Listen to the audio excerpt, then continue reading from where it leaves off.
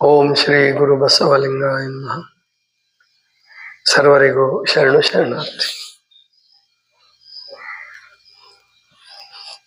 ಮಳೆಗಾಲ ಚೆನ್ನಾಗಿ ಪ್ರಾರಂಭ ಆಗಿದೆ.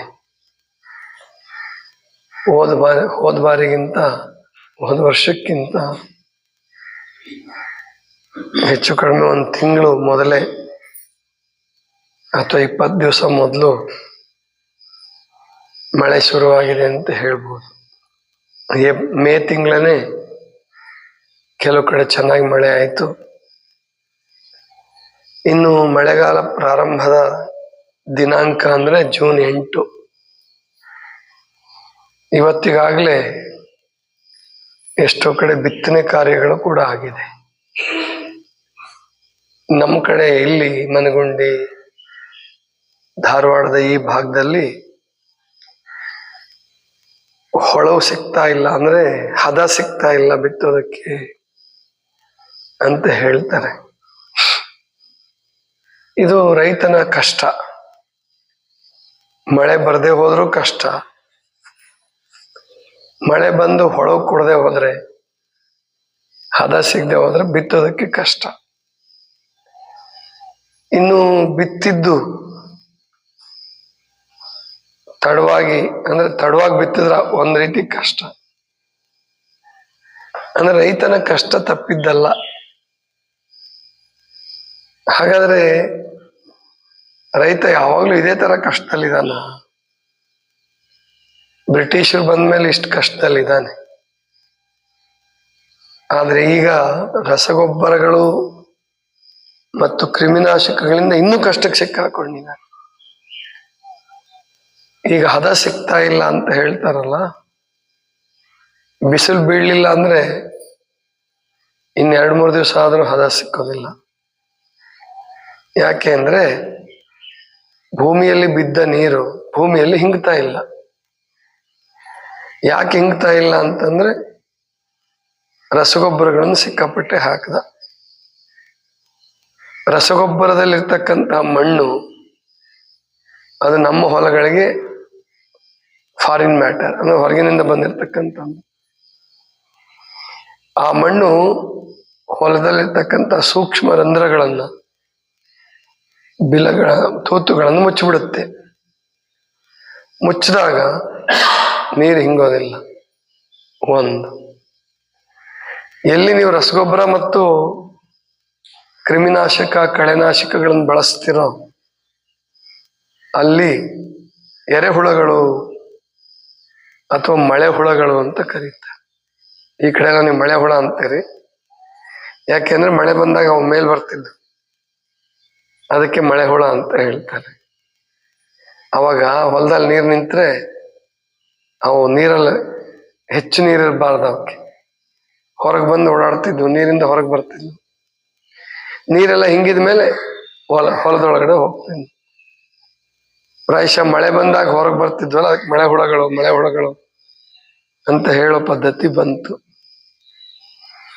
ಆದ್ರೆ ಇವುಗಳಿಗೆ ಸರಿಯಾದ ಹೆಸರು ಎರೆಹುಳಗಳು. ಈ ಎರೆಹುಳಗಳು ಸ್ವಾಭಾವಿಕವಾಗಿ ಕೃಷಿ ಮಾಡ್ತಿದ್ವು, ಈಗಲೂ ಮಾಡ್ತಿದ. ಎಷ್ಟೋ ಜನರ ರೈತರ ಅನುಭವ ಏನಪ್ಪಾ ಅಂತಂದ್ರೆ, ಹೊಲ ತುಂಬಾ ಹುಳಗಳಿದ್ರೆ, ಎರೆಹುಳಗಳಿದ್ರೆ ಮಳೆ ಬೇಕಾದಷ್ಟು ಬರಲಿ, ನೀರು ಭೂಮಿ ಒಳಗಡೆ ಹಿಂಗ್ ಬಿಡುತ್ತೆ. ನೀರು ಭೂಮಿ ಒಳಗಡೆ ಹಿಂಗದ್ರೆ ಅದು ಹದ ಸಿಕ್ಬಿಡುತ್ತೆ, ಬೇಗ ಬಿತ್ತಲಿಕ್ಕೆ ಹದ ಸಿಕ್ಕುತ್ತೆ. ಮತ್ತೆ ಒಂದ್ ವೇಳೆ ಒಂದು 15 ದಿವಸ ಮಳೆ ಆಗ್ಲಿಲ್ಲ, 20 ದಿವಸ ಮಳೆ ಆಗ್ಲಿಲ್ಲ ಅಂದ್ರೂ ತಂಪು ಉಳ್ಕೊಂಡಿರುತ್ತೆ ಭೂಮಿಯಲ್ಲಿ. ಯಾಕೆಂದ್ರೆ ನೀರು ಕುಡ್ದಿರುತ್ತೆ ಭೂಮಿ. ಅಂದ್ರೆ ಪ್ರಕೃತಿದತ್ತವಾದ ಕೃಷಿ ಮಾಡಿದ್ರೆ ಅಂಥ ಅತಿವೃಷ್ಟಿ ಮತ್ತು ಅನಾವೃಷ್ಟಿ ಎರಡನ್ನೂ ತಡ್ಕೊಳ್ಳುತ್ತೆ. ಇಲ್ಲಿ ನೈಸರ್ಗಿಕ ಕೃಷಿ ಅಂತ ಒಂದು ಪುಸ್ತಕ ಇದೆ, ತಗೊಂಡು ಓದ್ಕೊಳ್ಳಿ. ಮನೆಗೆ ತಗೊಂಡು ಹೋಗ್ರಿ, ಅದನ್ನು ಎಲ್ಲರೂ ಮನೆಗೆ ಸುಮ್ಮನೆ ಏನಾದ್ರೂ ತಗೊಂಡೋಗಿ ಇಡಿ. ಅಲ್ಲಿ ಒಂದು ಸಂಗತಿಯನ್ನು ಬರೆದಿದ್ದಾರೆ. 2009ರಲ್ಲಿ ವಿಪರೀತ ಮಳೆ ಆಯಿತು. ಕೃಷ್ಣಾ ನದಿ ಪ್ರವಾಹ ಬಂತು. ರಾಯಚೂರು ಕಡೆ ಎಲ್ಲ ಬಹಳ ದೊಡ್ಡ ಪ್ರವಾಹ ಬಂತು. ಆವಾಗ ಪಕ್ಕದ ಹೊಲಗಳಲ್ಲಿ 3-3 ಅಡಿ 4-4 ಅಡಿ ನೀರು ನಿಂತಿರ್ತಿತ್ತು. ಕಬ್ಬು ಹಾಳಾಯಿತು. ಆದ್ರೆ ಒಬ್ಬರು ಸಂಗಪ್ಪ ಗಡಿಗೆ ಎನ್ನುವಂಥವರು ತಮ್ಮ ಅನುಭವವನ್ನು ಹೇಳ್ಕೊಂಡಿದ್ದಾರೆ ಆ ಪುಸ್ತಕದಲ್ಲಿ. ಅಲ್ಲಿ ಅವ್ರ ಹೊಲದಲ್ಲಿ ಮಾತ್ರ ನೀರು ನಿಂತಿರ್ಲಿಲ್ಲ, ಅವರ ಹೊಲದ ಬೆಳೆ ಹಾಳಾಗ್ಲಿಲ್ಲ. ಸುಮಾರು 40 ಎಕರೆ ಅವರು ಸಾವಯವ ಕೃಷಿ ಮಾಡ್ತಿದ್ರು. ಅದೇನೂ ಆಗ್ಲಿಲ್ಲ. ಯಾಕೆ ಅಂದ್ರೆ ಬಂದ ನೀರೆಲ್ಲ ಭೂಮಿ ಒಳಗಡೆ ಹಿಂಗ್ತಿತ್ತು. ಒಂದು ಎರೆಹುಳ ಒಂದು ದಿವಸಕ್ಕೆ 5-6 ಬಿಲಗಳನ್ನು ಮಾಡುತ್ತೆ. ಬಿಲಗಳಂದ್ರೆ ಕಣ್ಣಿಗೆ ಕಾಣಿಸಲ್ಲ, ಅವು ಅಷ್ಟು ಸೂಕ್ಷ್ಮವಾದಂತಹ ರಂಧ್ರಗಳು. 15 ಅಡಿಯವರೆಗೆ ಆಳಕ್ಕೆ ಹೋಗುತ್ತೆ. 15-20 ಅಡಿ ಆಳಕ್ಕೆ ಹೋಗುತ್ತೆ. ಕೊರ್ಕೊಂಡು ಹೋಗೋ ಮಣ್ಣು ತಿನ್ಕೋಂತ ಹೋಗುತ್ತೆ. ಹಂಗೆ ಹಿಕ್ಕಿ ಹಾಕುವಂತ ಬರುತ್ತೆ. ಬರುವಾಗ ಇನ್ನೊಂದ್ ಕಡೆ ಕೊರ್ಕೊಂಡು ಬರುತ್ತೆ. ಹೋಗೋ ಒಂದ್ ಕಡೆ ಹೋಗಿರುತ್ತೆ, ಬರುವಾಗ ಅದೇ ಬಿಲ್ದಲ್ಲಿ ಬರಲ್ಲ, ಅದು ಕೊರ್ಕೊಂಡು ಮೇಲಕ್ಕೆ ಬರುತ್ತೆ. ಅಂದ್ರೆ ಅದನ್ನ ಅರಿಸ್ಟಾಟಲ್ ಭೂಮಿಯ ಹೃದಯ ಅಂತ ಕರೀತಾನೆ. ನಮ್ಮಲ್ಲಿ ಕೆಲವರು ಅದನ್ನ ಭೂಮಿಯ ನೇಗಿಲು ಅಂತ ಕರೀತಾರೆ. ನೇಗಿಲಂಗೆ ಕೃಷಿ ಮಾಡುತ್ತೋ, ಬೆಳೆ ಹೊಡೆಯುತ್ತೋ ಹಾಗೆ ಇದು ಸ್ವಾಭಾವಿಕವಾಗಿ ಗಳೆ ಹೊಡಿತಕ್ಕಂಥದ್ದು. ಪೋಷಕಾಂಶಗಳನ್ನ ಮೇಲಕ್ಕೆ ತಂದು ಹಾಕ್ತಕ್ಕಂಥದ್ದು. ಹಿಕ್ಕೆ ಹಾಕೋದ್ರ ಮೂಲಕ ಪ್ರಕೃತಿ ದತ್ತವಾದ ಗೊಬ್ಬರವನ್ನ ನಮಗೆ ಒದಗಿಸ್ತಕ್ಕಂಥದ್ದು. ಅಂತ ಎರೆಹುಳಗಳು ಮತ್ತು ಹಸು ಅದು ಒಂದಕ್ಕೊಂದಕ್ಕೆ ಹೆಂಗೆ ಸಂಬಂಧ ಇದೆ ಅಂದ್ರೆ, ಯಾವಾಗ ನೀವು ಹಸುವಿನ ಸಗಣಿಯನ್ನು ಹಾಕಕ್ಕೆ ಶುರು ಮಾಡ್ತೀರೋ ಹೊಲಕ್ಕೆ, ನೇರವಾಗಿ ಅಥವಾ ಅಪ್ರತ್ಯಕ್ಷವಾಗಿ ಜೀವಾಮೃತ ಅಂತ ಮಾಡ್ತಾರೆ. ಅಥವಾ ಈ ಗೋಬರ್ ಗ್ಯಾಸಿನ ಸ್ಲರಿ, ಅಥವಾ ನೀರಿನ ಮೂಲಕ ಗಂಜಲ ಮೂಲಕ ಸಗಣಿಯನ್ನು ಕರಗಿಸಿ, ಈಗ ನಾವು ಬಯೋಡೈಜೆಸ್ಟರ್ಗೆ ಹಾಕ್ತೀವಿ, ಅಲ್ಲಿ ಕರಗಿ ರಸಗೊಬ್ಬರ, ನಿಜವಾದ ಅರ್ಥದಲ್ಲಿ ರಸಗೊಬ್ಬರ, ಅದು ಭೂಮಿಗೆ ಮಾರಕ ಇಲ್ಲ. ಅದು ಆವಾಗ ಬರೀ ಎರೆಹುಳಗಳು ಅಷ್ಟೇ ಅಲ್ಲ, ಎರೆಹುಳ ಬರುತ್ತೆ, ಗೊಬ್ಬರದ ಹುಳ ಬರುತ್ತೆ, ಬೇರೆ ಬೇರೆ ಬೇರೆ ಬೇರೆ ಹುಳಗಳೆಲ್ಲ ಬಂದು ಗೊಬ್ಬರವನ್ನ ಭೂಮಿಯಲ್ಲಿ ಸೇರಿಸ್ತವೆ.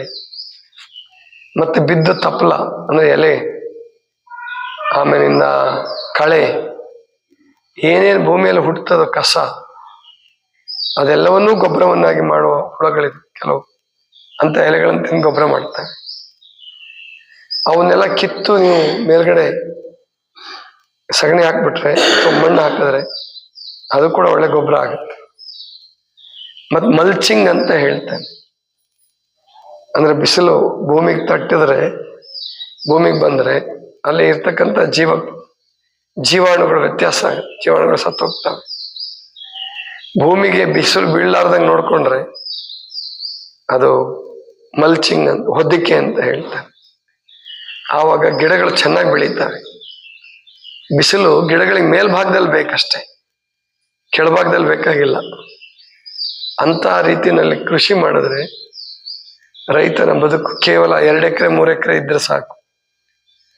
ಒಂದು 6-7 ಜನರ 8-9 ಜನರ ಕುಟುಂಬ ಇದ್ರೂ ಸರಾಗವಾಗಿ ಕೆಲಸ ಮಾಡಿಕೊಂಡು ಆಳುಗಳನ್ನು ಹೊಲಕ್ಕೆ ಇಳಿಸಲಾರ್ದೇನೆ, ಟ್ರ್ಯಾಕ್ಟರ್ನು ಹೊಲಕ್ಕೆ ಇಳಿಸಲಾರ್ದೇನೆ ಕೃಷಿಯನ್ನು ಮಾಡಬಹುದು.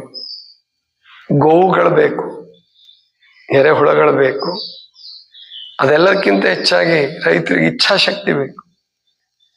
ನಾವು ವಿಷ ತಿನ್ನಬಾರ್ದು, ನಮ್ಮನ್ನು ನಂಬಿದಂತಹ ಗ್ರಾಹಕರಿಗೂ ವಿಷ ತಿನ್ನಿಸಬಾರ್ದು ಅನ್ನುವಂತಹ ತಿಳುವಳಿಕೆ ಬಂದ್ರೆ, ಆ ಒಂದು ಅವೇರ್ನೆಸ್ ಬಂದ್ರೆ, ಜೊತೆಗೆ ಭೂಮಿ ತಾಯಿಯ ಪ್ರೀತಿಸುವಂತಹ ಭಕ್ತಿ ಬಂದ್ರೆ, ಭೂಮಿ ತಾಯಿಯನ್ನ ಪ್ರೀತಿಸೋದು, ಭಾರತ ಮಾತೆಯನ್ನು ಪ್ರೀತಿಸೋದು, ಹಾಗೆ ಬಂದ್ರೆ ತಾನೂ ಉದ್ಧಾರ ಆಗ್ತಾನೆ, ಇತರರನ್ನು ಉದ್ಧಾರ ಮಾಡ್ತಾನೆ. ಅಂತಹ ಶಕ್ತಿ ರೈತನಿಗಿದೆ, ರೈತನ ನೇಗಿಲಿಗಿದೆ ಮತ್ತು ರೈತನ ಭೂಮಿಗಿದೆ. ಅದನ್ನು ಮಾಡಬೇಕು. ನಾವಿಲ್ಲಿ ಗೊಬ್ಬರ ಹಾಕಿಲ್ಲ ಇದುವರೆಗೆ, ಅಂದ್ರೆ ಹೊರಗಡೆಯಿಂದ ತಂದು ಗೊಬ್ಬರ ಹಾಕಿಲ್ಲ. ಯೂರಿಯಾ ಏನು ನೀವು ಹೇಳ್ತಿರಲ್ಲ, DAP, NKP ಏನೇನು ಹೇಳ್ತೀರಿ, ಅದ್ಯಾವುದು ನಾವು ಹೊರಗಿಂದ ತಂದಿಲ್ಲ. ಹಸುಗಳನ್ನು ಸಾಕಿದ್ದೀವಿ, ಜೊತೆಗೆ ಎಷ್ಟು ಸಾಧ್ಯ ಆಗುತ್ತೋ ಅಷ್ಟು ನಾವು ಆ ಗಿಡಗಳನ್ನು ಪಾಲನೆ ಪೋಷಣೆ ಮಾಡ್ತೀವಿ. ಪಾತಿ ಮಾಡ್ತಾರೆ, ಮಳೆ ನೀರು ಹಿಂಗುತ್ತೆ, ಜೊತೆಗೆ ಸಹಜವಾದ ಗೊಬ್ಬರ ಕೊಡ್ತೀವಿ. ಇಲ್ಲಿ ತೆಂಗಿನ ಗಿಡಗಳು ಚೆನ್ನಾಗಿದ್ದಾವೆ, ಬೇರೆ ಬೇರೆ ಗಿಡಗಳೆಲ್ಲ ಚೆನ್ನಾಗಿ ಬೆಳೆದಿದ್ದಾವೆ. ಆದ್ರೆ ರಸ್ತೆ ಗಿಡಗಳನ್ನು ನೋಡ್ಕೊಳಕ್ ಆಗ್ತಾ ಇಲ್ಲ ನಮ್ಗೆ. ಯಾಕೆ ನೋಡ್ಕೊಳಕ್ ಆಗಲ್ಲ ಅಂದ್ರೆ, ಕುರಿಗಳು ಆಡ್ನವರು ಬೇಲಿ ಹಾಕಿದ್ರು ಬಿಡಲ್ಲ. ಅಂಥವ್ರಿಗೆ ಏನು ಮಾಡಕ್ಕಾಗಲ್ಲ. ಅವ್ರಿಗೆ ಜಾಗೃತಿ ಬರಬೇಕು. ಜಾಗೃತಿ ಬಂದ್ರು ಅವ್ರದ್ದು ಅನಿವಾರ್ಯ. ಮೇಯ್ಸಕ್ ಬೇರೆ ಕಡೆ ಎಲ್ಲೂ ಸಿಕ್ಕಲ್ಲ. ಎಲ್ಲ ಹೊಲಗಳು ಮಾಡ್ಕೊಂಡಾಗ ರಸ್ತೆ ಬಾಜುಕಿನ ಗಿಡನೇ ಮೇಯಿಸ್ಬೇಕು. ಇದು ದೊಡ್ಡ ತೊಂದರೆ. ಅದೇನೇ ಇರಲಿ, ಒಟ್ಟು ಸಾವಯವ ಕೃಷಿ ಸರಿಯಾದ ಶಬ್ದ ಅಂದ್ರೆ ಸಾವಯವ ಕೃಷಿ, ನೈಸರ್ಗಿಕ ಕೃಷಿ ಎರಡನ್ನೂ ಹೇಳ್ಬೋದು. ಅವರು ಶೂನ್ಯ ಬಂಡವಾಳದ ಕೃಷಿ ಅಂತಾರೆ, ಅದು ಸರಿಯಾದ ಶಬ್ದ ಅಲ್ಲ. ಯಾಕೆಂದ್ರೆ ಸ್ವಲ್ಪನಾದ್ರೂ ಖರ್ಚು ಮಾಡಲೇಬೇಕು. ಶೂನ್ಯ ಬಂಡವಾಳ ಏನ್ ಮಾಡೋಕ್ಕಾಗಲ್ಲ. ಅವ್ರ ಲಾಭ ತೆಗಿತಿರಲ್ಲ, ಅದಕ್ಕೆ ಶೂನ್ಯ ಬಂಡವಾಳ ಅಂತೀವಿ ಅಂತಾರೆ. ಅದು ಅಲ್ಲ. ಆರ್ಗ್ಯಾನಿಕ್ ಫಾರ್ಮಿಂಗ್ ಅಥವಾ ನ್ಯಾಚುರಲ್ ಫಾರ್ಮಿಂಗ್, ಇನ್ನು ಬೇರೆ ಬೇರೆ ಹೆಸರು ಹೇಳ್ತಾರೆ. ಕಾಡು ಕೃಷಿ, ಕಾಡು ತೋಟ, ಏನೇನೋ ಹೇಳ್ತಾರೆ. ಎಲ್ಲದಕ್ಕಿಂತ ಇವೆರಡು ಸೂಕ್ತವಾದ ಶಬ್ದಗಳು. ಆರ್ಗ್ಯಾನಿಕ್ ಫಾರ್ಮಿಂಗ್, ನ್ಯಾಚುರಲ್ ಫಾರ್ಮಿಂಗ್, ನೈಸರ್ಗಿಕ ಕೃಷಿ ಅಥವಾ ಏನು ಸಾವಯವ ಕೃಷಿ. ಯಾಕೆ ಸಾವಯವ ಅಂದ್ರೆ ಎಲ್ಲಾ ಜೀವಗಳು ಸೇರ್ಕೊಳ್ತವೆ ಇದರಲ್ಲಿ. ಬ್ಯಾಕ್ಟೀರಿಯಾಗಳು, ವೈರಸ್ಗಳು ಎಲ್ಲವೂ ಕೆಲಸ ಮಾಡ್ತವೆ. ಹುಳಗಳು ಎಲ್ಲವೂ ಕೃಷಿ ಮಾಡ್ತವೆ. ನವಿಲುಗಳು, ಕೋಗಿಲೆಗಳು ಮತ್ತು ಹಾವುಗಳು ಒಂದನ್ನೊಂದು ಬ್ಯಾಲೆನ್ಸ್ ಮಾಡ್ತಕ್ಕಂತಹ ಎಕಲಾಜಿಕಲ್ ಸಿಸ್ಟಮ್, ಜೈವಿಕ ವ್ಯವಸ್ಥೆ ಹೊಲದಲ್ಲಿ ಬರುತ್ತೆ. ಈ ನಮ್ಮ ಹೊಲದಲ್ಲಿ ಹುತ್ತ ಕಟ್ಟಿದೆ, ಹಾವು ಇದಾವಿಲ್ಲಿ. ಹಾವು ನೋಡ್ತಾರೆ ಎಷ್ಟೋ ಸಾರಿ, ಆದ್ರೆ ನಾವು ಹಾವನ್ನ ಕೊಲ್ಲಕ್ಕೆ ಇಷ್ಟಪಡಲ್ಲ. ಹಾವುಗಳು ಕೂಡ ನಮಗೆ ಉಪಯೋಗಕಾರಿ. ಎಷ್ಟೋ ಇಲಿಗಳನ್ನ, ಕಪ್ಪೆಗಳನ್ನ ಅವು ನಿಯಂತ್ರಣ ಮಾಡ್ತವೆ. ಕಪ್ಪೆಗಳು ಹುಳಗಳನ್ನು ನಿಯಂತ್ರಣ ಮಾಡ್ತವೆ. ಹುಳುಗಳು ಒಂದು ಹುಳವನ್ನು ಇನ್ನೊಂದು ನಿಯಂತ್ರಣ ಮಾಡುತ್ತೆ. ಪಕ್ಷಿಗಳು ಬರ್ತವೆ. ಹೀಗೆ ಒಂದಕ್ಕೊಂದಕ್ಕೆ ಸಂಬಂಧ ಇದ್ದಾಗ ಅದು ಸುಂದರವಾದಂತಹ, ಸುವ್ಯವಸ್ಥಿತವಾದಂತಹ ಕೃಷಿನೂ ಆಗತ್ತೆ, ಸುವ್ಯವಸ್ಥಿತವಾದ ಜೀವನನೂ ಆಗತ್ತೆ. ಇದಿಷ್ಟು ಇವತ್ತಿನ ಚಿಂತನ. ಸರ್ವರಿಗೂ ಶರಣ.